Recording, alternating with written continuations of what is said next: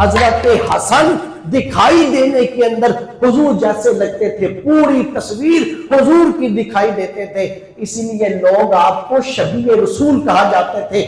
فاطمہ عورتوں نے کسی کے اندر اگر حضور کی جھلک دیکھنی ہوتی تو وہ فاطمہ میں دیکھا کرتی تھی، اور مردوں نے کسی مرد کے اندر حضور کی جھلک دیکھنی ہوتی تو امام حسن کو دیکھا کرتے تھے۔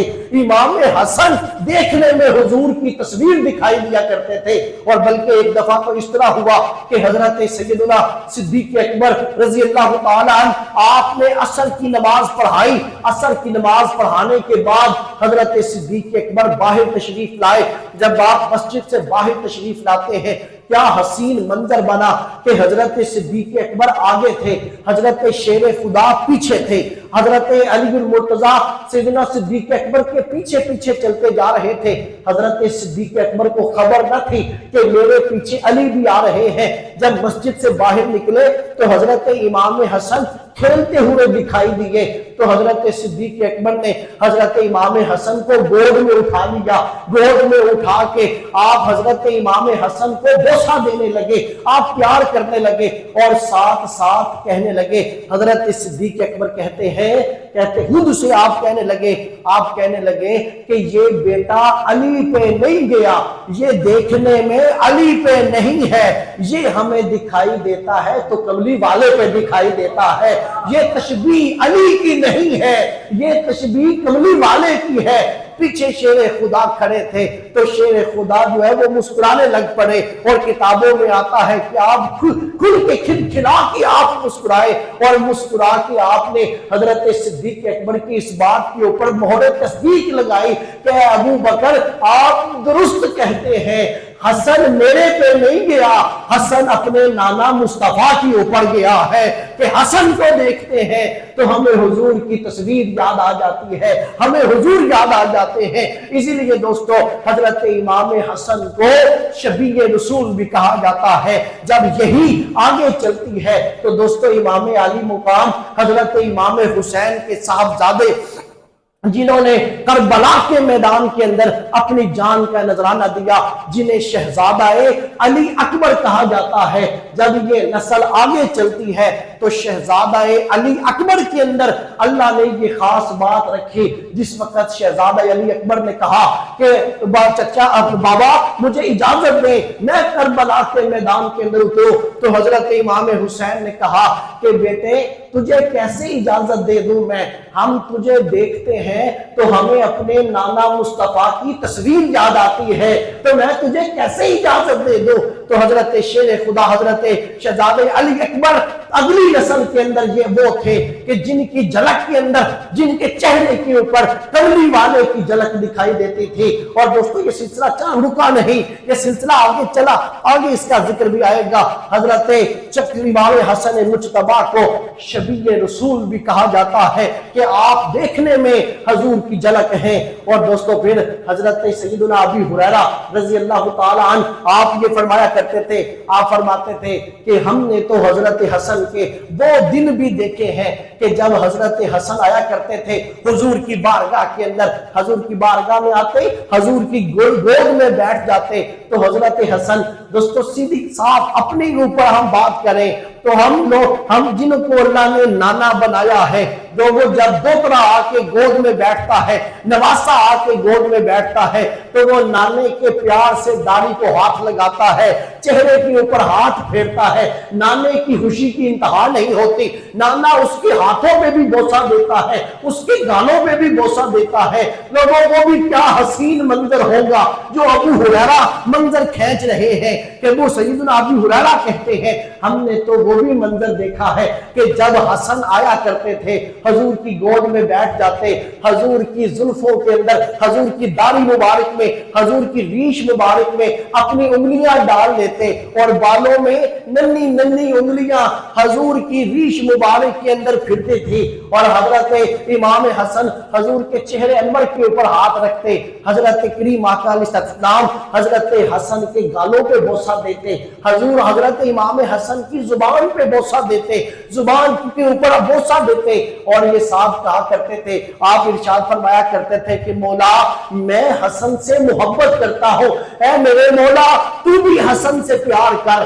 آپ کہتے کہ حضور یہ بھی دعا دیتے، آپ یہ بھی کہتے مولا تو بھی حسن سے پیار کر، اور پھر اگلی دعا یہ دیتے مولا کائنات کے اندر جو بھی حسن سے پیار کرے گا مولا تو اس کے ساتھ اپنی محبت کا رشتہ قائم کر لے، تو اس کے ساتھ پیار کر جو حسن کے ساتھ پیار کرتا ہے۔ سامعین محترم، لوگوں نے اپنی آنکھوں سے یہ منظر دیکھے کہ حضرت امام حسن مجتبی حضور نماز پڑھا کرتے تھے، حضرت امام حسن آپ حضور کے کندھوں کے اوپر تشریف فرما ہو جاتے، حضور رکوع میں جاتے، حضرت امام حسن مجتبی حضور کی ٹانگوں کے ساتھ چمک جایا کرتے تھے۔ یہ انداز تھا حضور کا پیار۔ اور پھر حضرت عبداللہ ابن عباس کہتے ہیں کہ میں نے ایک دفعہ دیکھا حضور نے اپنے کندھوں پہ امام حسن کو سوار کیا ہے اور آپ باہر جا رہے ہیں، تو میں نے کہا کہ آقا یا رسول اللہ یہ حسن کی سواری کتنی خوبصورت سواری ہے۔ حضور نے فرمایا عبداللہ ابن عباس تو صرف سواری دیکھ رہا ہے، ذرا سوار بھی تو دیکھ، سواری پیاری ہے تو سوار بھی تو کتنا پیارا ہے کہ صرف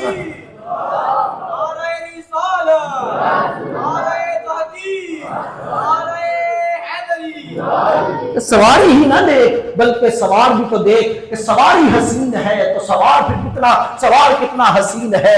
تو دوستو آپ نے حضرت امام حسن مجتبی کو اپنے دامن کے ساتھ جوڑ کے رکھا، ہر انداز کے ساتھ محبتوں کے، الفتوں کے، سمندروں کے بھی موجیں تھی، تربیت کے بھی پہلو تھے۔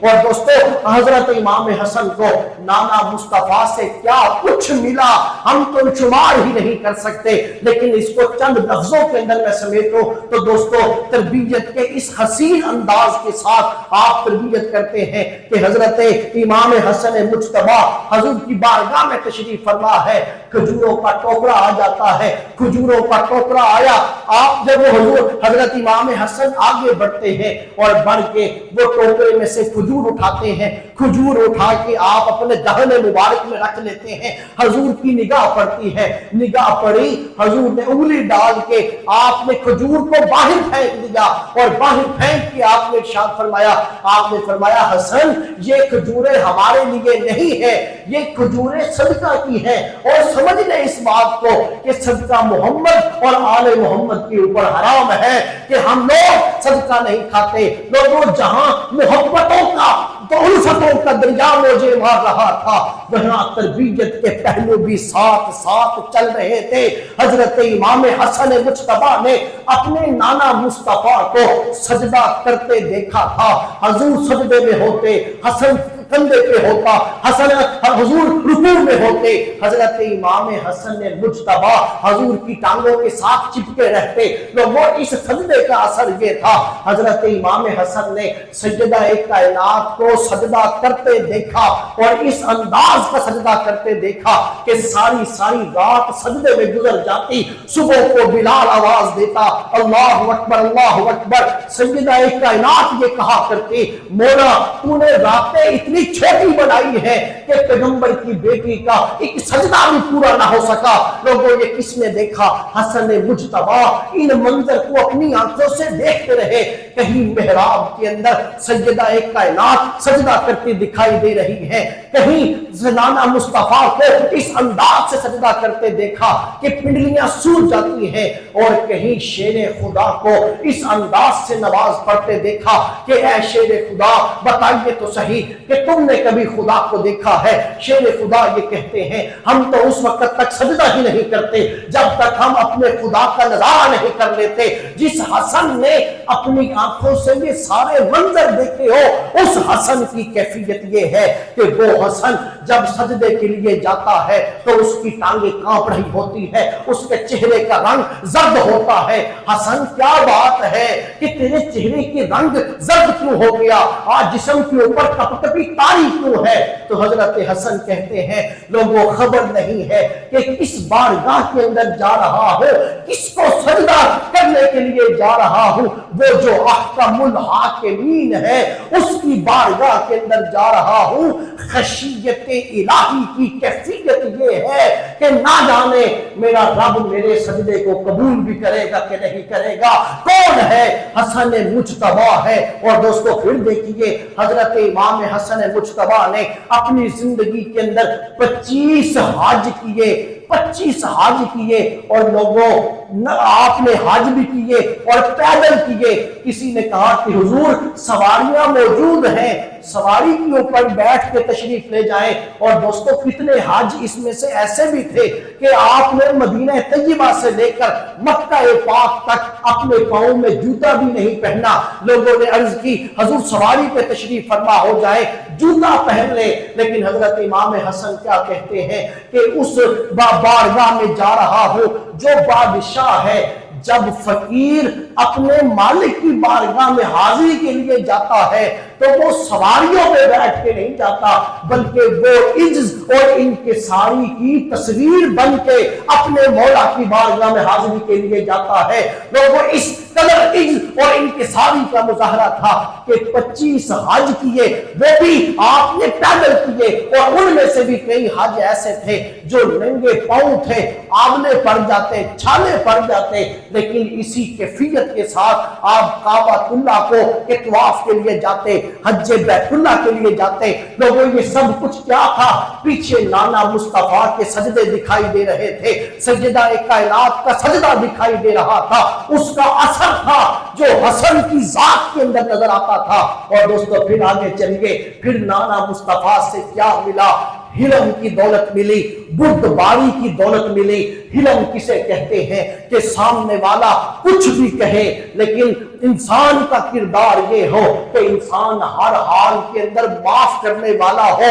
اسی کو ہی حلم کہتے ہیں۔ نانا مصطفیٰ کو حلم کا مظاہرہ کرتے دیکھا، جان کے دشمن سامنے کھڑے تھے، جان کے دشمن سامنے کھڑے ہیں، اس کے باوجود حضور کہہ رہے ہیں کہ لا تثریب علیکم اليوم، جاؤ چلے جاؤ، آج تمہارے پہ کوئی مواخذہ نہیں ہے، جاؤ میں تمہیں معاف کرتا ہوں۔ لوگوں جب حسن نے یہ دیکھا تو اسی لیے حسن کے اندر حلم کی یہ نعمت آ گئی کہ حضرت شیر خدا اور حضور فیض عالم حضرت داتا علی حجویری نے اپنی کتاب کشف المحجوب کے اندر بھی یہ بات لکھی کہ ایک شخص حضور حضرت امام حسن آپ اپنے دروازے پہ کھڑے تھے، ایک شخص آیا، آ کر آپ نے اس شخص نے آپ کو برا بلا کہنا شروع کر دیا۔ صرف آپ کو ہی برا بلا نہ کہا بلکہ آپ کے والد حضرت شیر خدا کو بھی برا بلا کہا۔ ارے میری آپ کی جگہ پہ کوئی اور ہوتا، ہم ہی ہوتے، ہم لوگ اس کے منہ پہ چپیڑے مار دیتے۔ لیکن دوستو انہوں نے حلم کرتے ہوئے نانا مصطفیٰ کو دیکھا تھا، آپ نے سارا اس کا جب سن لیا، وہ برا بلا کہتا رہا، آپ مسکراتے رہے، شیر خدا کو برا بلا کہتا رہا، آپ مسکراتے رہے۔ پھر آپ نے اس سے ایک سوال کیا کہ لگتا ایسے ہے کہ جیسے تجھے بھوک لگی ہے۔ کہنے لگا کہ اب حضور بھوکا ہی ہو، تو آپ نے کہا لاؤ اس کو کھانا دو۔ کھانا پیش کیا گیا، کھانا دیا گیا، کھانا کھلانے کے بعد آپ نے اس سے رخصت کیا، چاندی کے آپ نے اس کو چاندی کے درم و دینار دیے، درم و دینار دے کر روانہ کیا۔ تو جاتے جاتے کہنے لگا کہ حسن آج یقین آ گیا ہے تیری رگوں میں خون ہے تو خون رسول ہے کہ اتنا کچھ سننے کے باوجود بھی تو اپنے دشمن کے ساتھ یہ سلوک کر رہا ہے کہ اس کو کھانا بھی کھلا رہا ہے، اس کو درم و دینار بھی دے رہا ہے۔ اور لوگوں یہ اس خاندان کی ریت ہے۔ کس کو وہ واقعہ یاد نہیں کہ حضرت امام زین العابدین آپ خیمہ لگا کر بیٹھے ہیں، آپ خیمہ لگا کے بیٹھے تھے، دشمن آتا ہے، آ کر زین العابدین سے کہتا ہے زین العابدین تیرے خیمے میں رات گزارنی ہے۔ حضرت امام زین العابدین نے بستر بچھا کے دیا، بستر دیا، شام تک کھانا دیا، صبح ہوئی، جانے لگا۔ جب جانے لگا آپ نے اس کو درم و دینار بھی دیے، آپ نے اس کو اچھے طریقے سے رخصت کیا، وہ نکل گیا۔ جب نکل گیا کچھ فاصلہ طے کیا تو واپس آ گیا. واپس آ کر کہنے لگا زین العابدین میرے پہ نگاہ تو ڈال, دیکھ تو صحیح کہ میں کون ہوں. حضرت زین العابدین نے کہا جا جا چلا جا, ہمارے زخموں پہ نمک نہ چھڑک. میں اس وقت سے تجھے جانتا ہوں جب تو نے میرے باپ حسین ابن علی کی چھاتی پہ بیٹھ کے اس کا سر تن سے جدا کیا تھا, میں تجھے اس وقت سے جانتا ہوں. کہا کہ حسین باپ کا قاتل سامنے آ گیا, اس کے باوجود اس کے لیے بستر, اس کے باوجود اس کے لیے کھانا, اس کے باوجود اس کے لیے درہم و دینار. زین العابدین کہنے لگے وہ تیرا طرز عمل تھا اور یہ ہمارا طرز عمل ہے. کہا کہ ہمارا یہ طرز عمل ہے. کیوں؟ اس لیے کہ انہوں نے نانا مصطفیٰ کو حلم کا مظاہرہ کرتے دیکھا تھا, اور لوگوں یہی حضرت امام حسن مجتبیٰ کا بہت بڑا دشمن ہے جس کا نام مروان ہے. لوگوں مروان حضرت حسن کی دشمنی کے اندر ہی اس دنیا سے چلا گیا. وہ بھی جنازے کے اوپر رو رہا تھا. امام حسین نے کہا کہ ویسے تو اس کے ساتھ دشمنی کرتا تھا, آج جنازے پہ آنسو بہا رہا ہے. مروان نے کہا میں نے کوئی کسر نہیں چھوڑی حسن کو تنگ کرنے کی, لیکن میں آج دیکھ رہا ہوں وہ حسن اس دنیا سے گیا, سامنے پہاڑ تھا, اس پہاڑ کی طرف اشارہ کر کے کہنے لگا کہ میں نے تو حسن کو تنگ کرنے کی کوئی کسر نہیں چھوڑی, لیکن دنیا سے وہ شخص گیا ہے جس کا حلم اس پہاڑ سے بھی زیادہ بڑا ہے. دشمن بھی گواہی دیتے تھے آپ کے حلم کی, دشمن بھی گواہی دیتے تھے آپ کی بردباری کی. لوگوں پھر چلے آگے, وقت اجازت نہیں دیتا, پھر آگے چلے. حضرت امام حسن مجتبیٰ کو نانا مصطفیٰ سے, سیدہ کائنات کی گود سے پھر آگے کچھ ملتا ہے. پھر آپ کو اس خزانوں میں سے جو موتی ملا دوستو اسے سخاوت کہتے ہیں, اور سید الاسخیاء کا لقب ہے آپ کا, سید الاسخیاء. اور اعلیٰ حضرت نے اپنے شعر کے اندر بھی یہی لفظ استعمال کیا کہ وہ حسن مجتبیٰ سید الاسخیاء راکب دوش عزت پہ لاکھوں سلام, کہ آپ سخیوں کے سردار تھے اور اتنے بڑے سخی تھے. کوئی فقیر آ گیا دروازے پہ, 1,00,000 دینار ایک ہی وقت کے اندر دے دیا, اور دیا بھی اور ساتھ یہ بھی کہا کہ مجھے معاف کر دینا, میرے گھر میں ابھی یہی پڑا تھا, جو کچھ پڑا تھا میں نے تیرے حوالے کر دیا ہے. اور حضرت امام غزالی نے یہ بات لکھی کہ آپ کی بارگاہ میں ایک شخص آیا, آپ نے اس کو 50,000 اشرفیاں دی تو اس سے اٹھائی نہیں گئی. 50,000 اشرفیاں آپ نے فقیر کو دی, اس سے اٹھائی نہیں گئی. تو اس نے اس کو اٹھانے کے لیے 2 مزدوروں کا بندوبست کیا. 2 مزدور آئے جو اس کی اشرفیاں لے کر گئے. جب وہ لے کے جانے لگے تو امام حسن نے کہا کہ رکو, آپ کی جیب میں اور اشرفیاں بھی پڑی تھی.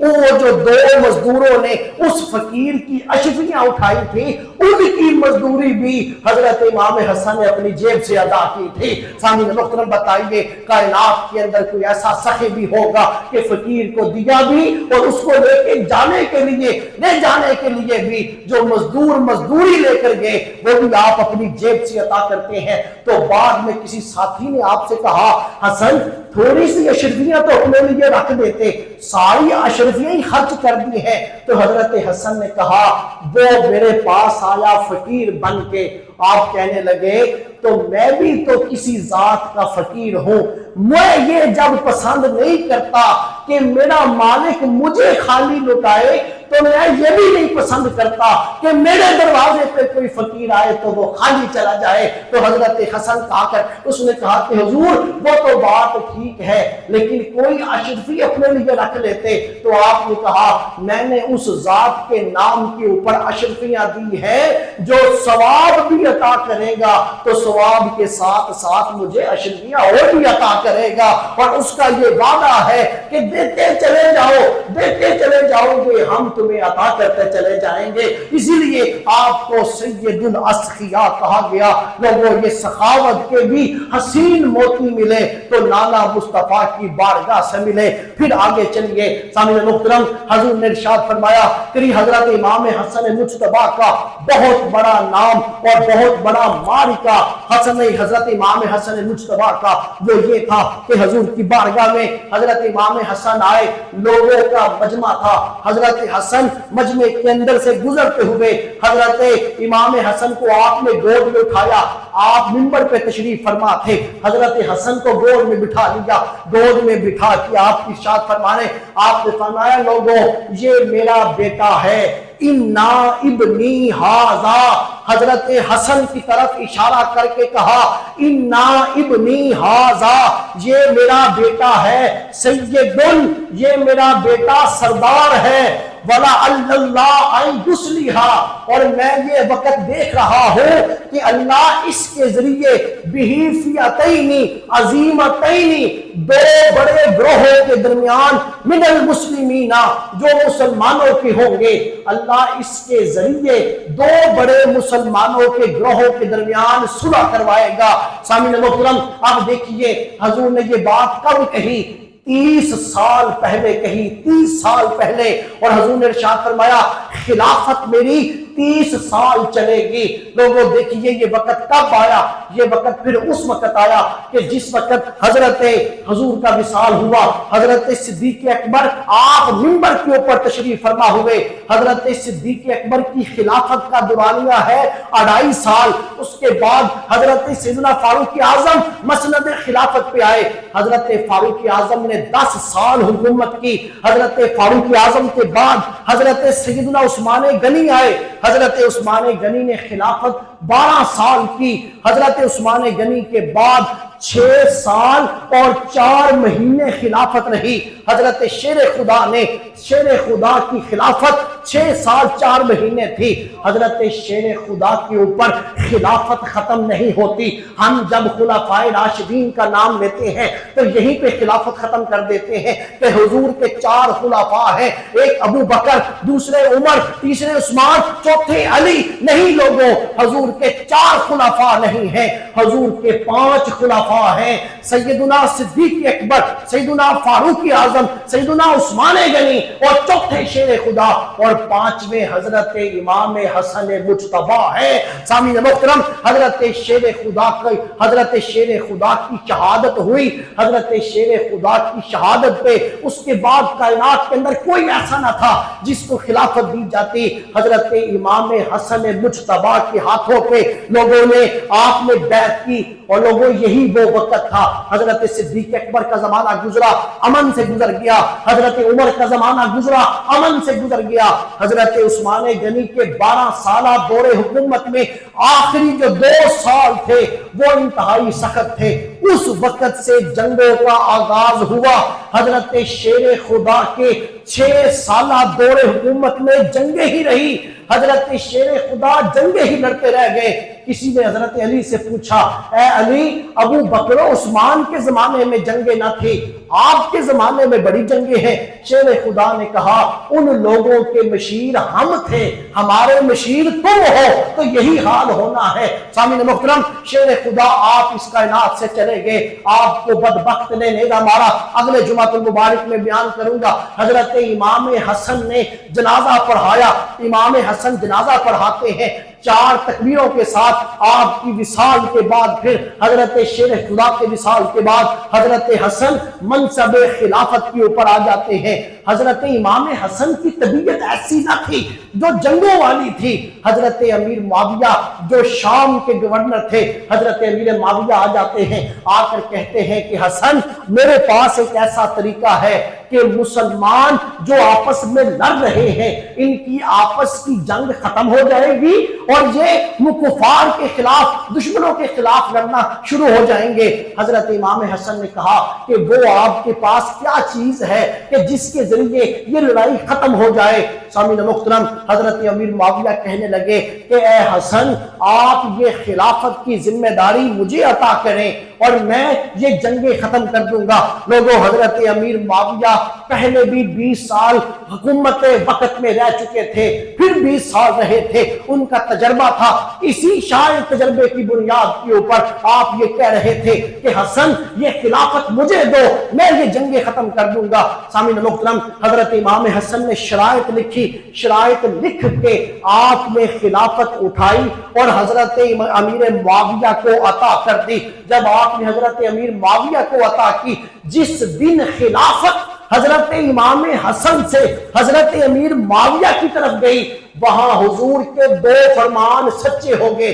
پہلا فرمان حضور نے فرمایا کہ میرے بعد خلافت 30 سال چلے گی، یہاں 30 سال پورے ہو گئے۔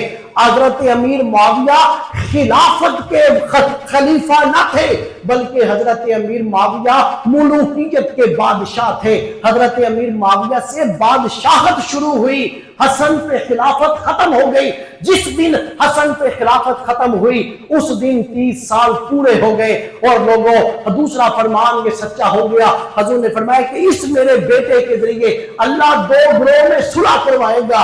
وہ جو 2 گروہ آپس میں لڑ رہے تھے، حضرت امام حسن کے اس عمل کی وجہ سے آپ کو دونوں گروہ آپس میں صلح کر گئی اور پوری امت مسلمہ سے لڑائی اور جھگڑا ختم ہو گیا اور پوری امت مسلمہ میں امن ہی امن آ گیا۔ سامعین محترم، آج شیعہ لوگ حضرت امام حسن کا کھل کے ذکر اسی لیے نہیں کرتے کہ اس نے خلافت حضرت امیر معاویہ کو دی ہے۔ لوگوں یہ یاد رکھے، کیا میں یہ کہتا ہوں، کیا تم لوگ حضرت حسن سے زیادہ سیانے ہو گئے ہو؟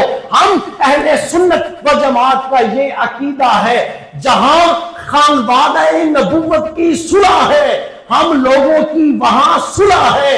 جہاں خاندان نبوت کی جنگ ہے، وہاں ہماری جنگ ہے۔ سامعین محترم، حضرت امام حسن نے حضرت امیر معاویہ سے صلح کی، ہماری امیر معاویہ سے صلح ہے۔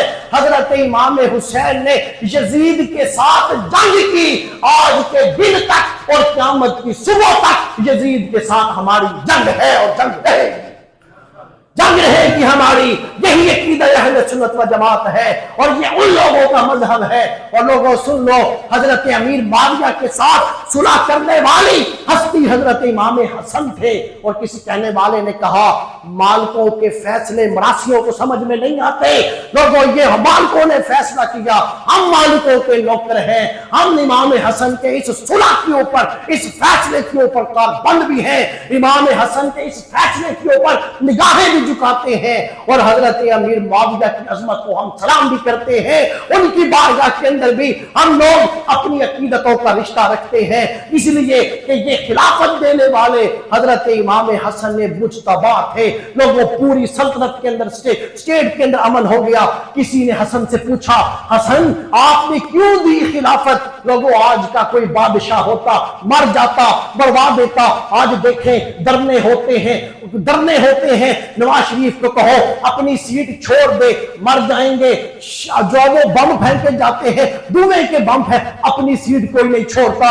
عمران خان کے لیے کتنے درنے ہوئے، کوئی سیٹ نہیں چھوڑی گئی، مر گئے بندے۔ حضرت امام حسن مجتبی آپ یہ کہا کرتے تھے کہ آپ بھی چاہتے، آپ نے کہا میں چاہتا تو میں بھی بندے مروا دیتا، یہ جنگیں یوں ہی چلتی رہتی، لیکن یہ جو خلافت ہے یہ ہم لوگ اپنی ذات کے لیے نہیں کرتے، ہم یہ کرتے ہیں تو رب کی رضا کے لیے کرتے ہیں ہم لوگ۔ اور کسی نے، سامعین محترم، یہ حضرت امام حسن مجتبی ہی تھے جس نے خدا کی رضا کے لیے اس خلافت کے منصب کو چھوڑ دیا۔ چھوڑنا تھا، حضور کا وہ فرمان پورا ہونا تھا، پوری ملک کے اندر، اسٹیٹ کے اندر امن برپا ہو جاتا ہے۔ لوگوں، جس دن یہ خلافت گئی 41 ہجری، حضرت 41 ہجری کے اندر حضرت امیر معاویہ کے پاس یہ خلافت جاتی ہے۔ حضرت امام حسن نے چھوڑ دیا، آپ نے کوفہ، اس کے بعد پھر آپ مدینہ پاک آ گئے۔ آپ نے حضرت امام حسن نے باقی کی جو زندگی تھی آپ نے مدینہ طیبہ کے اندر گزاری۔ سامعین محترم، حضرت امام حسن مجتبی 41 ہجری سے لے کر 49 ہجری تک آپ مدینہ پاک میں رہے۔ 49 ہجری میں حضرت امام حسن کو شہید کر دیا گیا۔ دوستو آپ کی شہادت کس طرح ملتی ہے؟ آپ کی شہادت ملتی ہے کہ اور میں نے اپنے والد گرامی سے یہ بات سنی، حضور ارشاد آپ فرماتے تھے کہ کریم آقا علیہ السلام کو لوگوں نے دیکھا، آپ حسن کے گلے پہ بوسہ، حسین کے گلے پہ بوسہ دیتے تھے اور حضور حضرت حسن کے لبوں پہ بوسہ دیتے تھے۔ تو کسی نے پوچھا حضور حسین کے گلے کو بوسہ دیتے ہیں، حسن کے لبوں کو بوسہ دیتے ہیں، کیا وجہ ہے؟ حضور نے فرمایا حسین کو شہید کیا جائے گا کہ اس کے گلے پہ تلوار چلے گی، اور حسن کو شہید کیا جائے گا کہ اس کے زہر کا پیالہ دیا جائے گا، اس لیے حسن کے لب چومتا ہوں، حسین کا گلا چومتا ہوں، حسین کی گردن پہ بوسہ دیتا ہوں۔ سامعین محترم پھر وہی بات ہوئی حضرت امام حسن مجتبی، اور پھر دوستو یہاں دیکھیے حضرت امام حسن نے اپنے وصال سے، اپنی شہادت سے چند دن پہلے آپ نے خواب دیکھا۔ آپ خواب دیکھتے ہیں کہ آپ کی دونوں ابرو کے درمیان لکھا تھا قل هو اللہ احد۔ حضرت امام حسن کی آنکھ کھلتی ہے، آپ نے خانوادہ نبوت کو اکٹھا کر کے آپ نے کہا کہ میں نے خواب دیکھا ہے کہ میری دونوں ابرو کے درمیان، دونوں آنکھوں کے درمیان قل هو اللہ احد لکھا ہے۔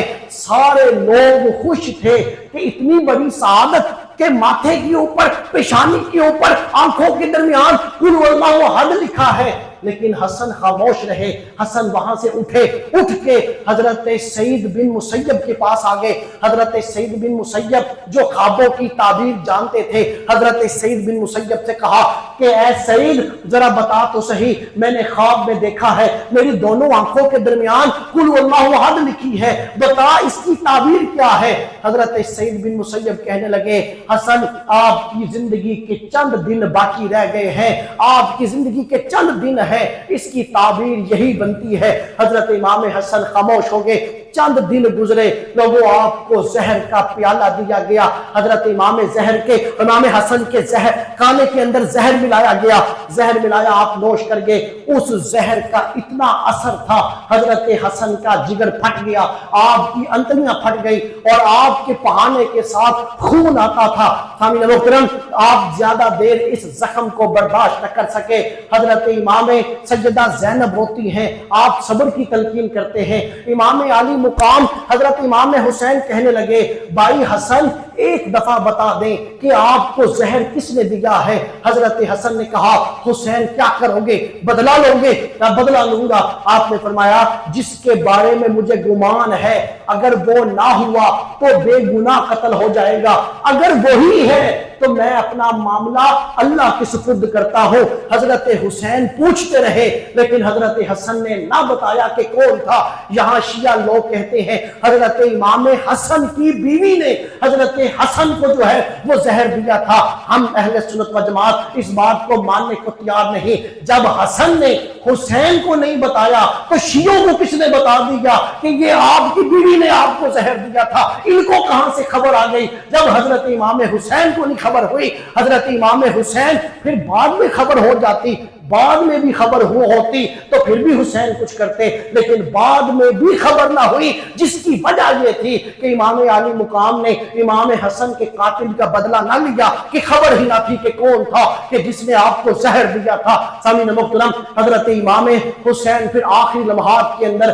اپنے بھائی سے ملے، حضرت حسن کی آنکھوں میں آنسو ہیں۔ حضرت امام علی مقام کہتے ہیں حسن آپ کیا دیکھ رہے ہیں؟ تو آپ کہنے لگے کہ حسین میں وہ جہاں دیکھ رہا ہوں جو میں نے آج سے پہلے نہیں دیکھا، وہ مخلوق دیکھ رہا ہوں جو آج سے پہلے میں نے نہیں دیکھی۔ تو آپ کہنے لگے کہ اے میرے بھائی حسن آپ اب رخصت ہو رہے ہیں، آپ تو وہاں جا رہے ہیں جہاں آپ کی ملاقات نانا مصطفیٰ سے ہوگی، سیدہ کائنات سے ہوگی، آپ کی ملاقات بابا علی سے ہوگی، آپ تو وہاں جا رہے ہیں، آپ کی ملاقات ماموں قاسم سے ہوگی، ماموں عبداللہ سے ہوگی جو سیدہ کائنات کے بھائی تھے، آپ تو وہاں جا رہے ہیں۔ حضرت امام حسن کہنے لگے حسین میں جا رہا ہوں لیکن میں تجھے دیکھ رہا ہوں کہ ایک وقت آئے گا کہ حسین ایک وقت वक्त आएगा जो तू तन्हा होगा। ए हुसैन, ये याद रखना, उस जगह के ऊपर सब्र का दामन न छोड़ना और अपने आप को अकेला न समझना। मैं कासिम की सूरत के अंदर हुसैन तेरे साथ करबला के मैदान में खड़ा हुआ दिखाई दूंगा, मैं वहां पे मौजूद होऊंगा, तू तन्हा नहीं होगा। मैं वो वक्त देख रहा हूं, लेकिन तूने सब्र का दामन हाथ से नहीं जाने देना। आपने कहा कि हुसैन, चंद दिनों की बात है, हमारी और तेरी फिर मुलाकात होगी। इन्हीं लफ्जों के साथ हजरत इमाम हसन जामे शहादत नोश कर गए। 49 हिजरी था, बाद में 50 भी लिखा। हजरत इमाम हसन की उम्र 45 बरस थी। रबीउल अव्वल की 5 तारीख थी, 49 हिजरी थी जब इमाम हसन जामे शहादत नोश कर जाते हैं। लोगों, आपने ये कहा था कि जब मैं इस दुनिया से चला जाऊं, आप सैयदा सिद्दीक़ा कायनात के पास जाना और जाके कहना कि हुजूर के हुजरे के अंदर एक कब्र की इजाजत है, अगर हजरत सिद्दीक़ा कायनात इजाजत दे दे तो मेरी कब्र उमर सैयदना फारूक आजम के साथ बना देना। हजरत इमाम अली मुकाम गए और जाकर अर्ज की। सिद्दीक़ा कायनात ने कहा, आप कहने लगे कि ये जगह मैंने अपने लिए रखी थी कि हुजूर के साथ अबू बकर के साथ उमर के साथ हजरत सिद्दीक़ा कायनात कहते हैं ये जगह मैंने अपने लिए रखी थी, लेकिन अगर हसन कहता है तो ये जगह मैं हसन को देती हूँ, आओ हसन की कब्र हजरत उमर के साथ बना लो। लेकिन हजरत हसन ने यह भी कहा था कि अगर मरवान ने कोई रुकावट पैदा की तो फिर दूसरी दफा कोई मुज़ाहमत न करना, फिर जन्नतुल बकी में मेरी अम्मा फातिमा के कदमों में मेरी कब्र बना देना। लोगों, फिर वही बात हुई, मरवान रुकावट बन गया।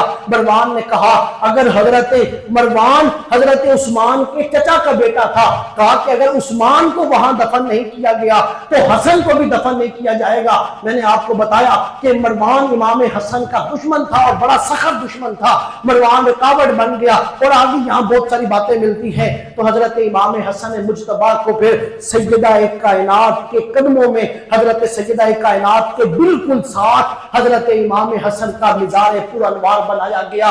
लोगों, वो सैयदुल अस्खिया, वो इल्म और बुर्दबार का पहाड़ आज तहे जमीन चला गया, आज अपनी अम्मा फातिमा के कदमों में आराम कर रहा है। और लोगों, मजे की बात देखें, सैयद हजरत इमाम हसन मुज्तबा ने आप इस दुनिया से गए, कितनी औलाद छोड़ के गए, 12 बेटे छोड़ के गए, 5 बेटियां छोड़ के गई। हजरत इमाम, हम लोग सिर्फ इतना जानते हैं कि हजरत इमाम हसन का एक ही बेटा था जो करबला के मैदान के अंदर था। नहीं दोस्तों, हजरत इमाम हसन के 4 बेटे थे जो करबला के मैदान में हजरत इमाम हुसैन के कदमों पे अपनी जान दी थी। वो 4 कौन कौन से थे? अबू बकर बिन हसन, उमर बिन हसन, अब्दुल्ला बिन हसन और कासिम बिन हसन। हम सिर्फ कासिम को तो पढ़ते हैं, अबू बकर को छोड़ देते हैं, उमर को छोड़ देते हैं, अब्दुल्ला बिन हसन वो क्यों नहीं पढ़ते? इसलिए कि हजरत हसन ने अपने बेटों का नाम हुजूर के यारों पे रखा, अबू बकर। इसलिए तो हम ये कहते हैं कि शिया लोग अपनी इमाम बारगाह की दीवार के ऊपर सारे शुहदाए करबला के नाम लिखे तो शिया मजहब सारा जमीन के ऊपर आ जाएगा। इसलिए कि इमाम हसन के बेटे जो करबला में शहीद हुए उनमें भी नाम अबू बकर का भी मिलता है, उमर का भी मिलता है। हजरत अली के बेटे जो इमाम हसन हुसैन के साथ शहीद हुए, अली के बेटों में भी नाम अबू बकर का मिलता है। वो अपनी इमाम बारगाह की दीवार के ऊपर नाम लिखे शुहदाए करबला का, लोगों वो नहीं लिख सकते, उनका सारा मसलक जमीन के ऊपर आ गिरेगा। इसलिए कि वो अबू बकर से भी नफरत करते हैं, उमर से भी नफरत करते हैं। वो कैसे नाम लिखेंगे जबकि हजरत हसन के 4 बेटों ने जामे शहादत करबला के मैदान में दी, अबू बकर, उमर, अब्दुल्ला और कासिम। और दासामीन मुकरम, फिर आगे चलिए, आखिरी बात आपको बताता चलो, हजरत इमाम हुसैन की एक बेटी साथ थी करबला के मैदान में जिन्हें सैयदा सकीना कहा जाता है, और एक बेटी को आप लेकर नहीं आए जिसे सुगरा कहा जाता है, सैयदा सुगरा कहा जाता है। आप क्यों नहीं लेकर आए? इसलिए कि आपके हामिद हजरत इमाम हसन के बेटे हैं। ये पहला जोड़ा है हसनी और हुसैनी, ये पहला जोड़ा है کہ इमाम हुसैन की बेटी हैं सैयदा सुगरा और हजरत इमाम हसन के बेटे हैं जिनका नाम है हसन मसन्ना। हजरत हसन मसन्ना का निकाह इमाम अली मुकाम की बेटी सैयदा सुगरा से हुआ। ये पहला जोड़ा बना। हसन मसन्ना बाहर के मुल्क थे, मुल्क शाम की तरफ थे। आपने कहा कि तेरा खामद घर नहीं है, खामद आ जाएगा, इजाजत हो जाएगी तो फिर मैं तुझे बुला लूंगा, तू भी करबला के मैदान में आ जाना। एक बेटी को छोड़ के आए, एक बेटी साथ लेकर आए। और लोगों में आपको ये भी बता दूं सैयदा सुगरा का सही नाम क्या है। हम अहले तशरीह सुगरा सुगरा करते हैं। सैयदा सुगरा का अहला असल नाम सैयदा फातिमा है। और सैयदा सकीना जो हजरत इमाम अली मुकाम के साथ करबला के मैदान में थी, जिन्होंने ये कहा था कि बाबा बताएं तो सही, आज तक मैं आपके साथ सोती थी, आज के बाद किसके साथ सोया करूंगी। तो हुजूर हजरत इमाम अली मुकाम ने कहा बेटी पहले मेरे साथ जो है तू सोती थी और जो है अली असगर सोया करता था अम्मा के साथ, आज के बाद अली असगर मेरे साथ सोएगा और तू अपनी अम्मा के साथ सो जाना। लोगों उस सैयदा सकीना का नाम क्या है? हमें सिर्फ इतना ही पता है कि उसका नाम सकीना है, लेकिन दोस्तों उस सैयदा सकीना का सही नाम हजरत सैयदा उम्मे कुलसूम है, जो सैयदा कायनात की बहन के नाम पे है। लेकिन अहले तशरीह हजरत फातिमा को ही सिर्फ हुजूर की बेटी मानते हैं, बाकियों को नहीं मानते, इसलिए वो ये नाम नहीं लेते। वरना सैयदा सकीना का असल नाम हजरत सैयदा उम्मे कुलसूम है। सामीन मुकरम, फिर ये पहला जोड़ा बना। हजरत इमाम हसन का बेटा है इमाम हसन मसन्ना, और फिर हजरत सैयदा कायनात की बेटी है सैयदा जो है वो सैयदा फातिमा सुगरा सलामुल्लाह अलैहा।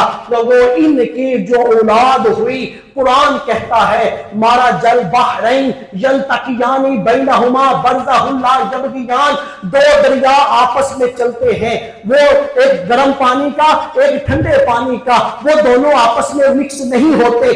जहां जाके आपस में मिक्स होते हैं वहां मोती बनते हैं।